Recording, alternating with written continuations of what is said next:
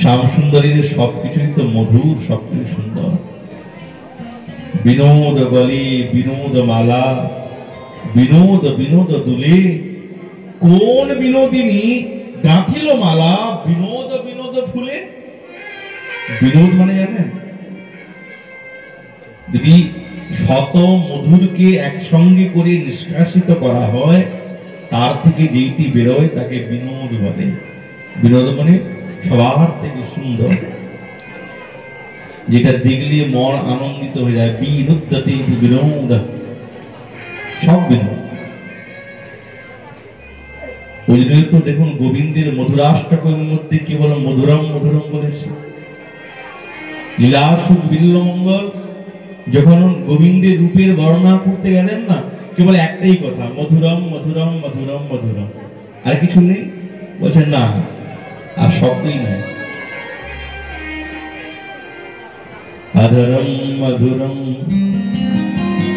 বদনম মধুরম, নয়নম মধুরম হসিতম মধুরম,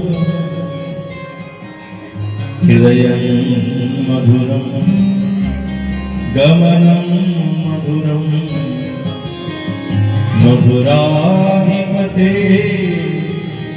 রখিলম মধুরম, वचनम मधुरम चरितम मधुरम, बलितम मधुरम वचनम मधुरम, चरितम मधुरम भ्रमितम मधुरम, मधुराधिपते रखिलं मधुरम, गोपा मधुरा गावो मधुरा, यश्रीर्मधुरा सृष्टिर्मधुरा, अधरं मधुरम बदनम मधुरम, नयनम मधुरम हसितम मधुरम, मधुरम मधुरम मधुरम मधुरम, मधुरम मधुरम मधुरम मधुरम, मधुर छाड़ा কিছু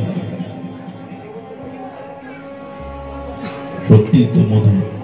সেই তো বৃন্দাবন, যেখানে ব্রজগোপীগণ নিরন্তর গোবিন্দের বাঁশির শব্দ শ্রবণ করে মত্ত হয়ে যান।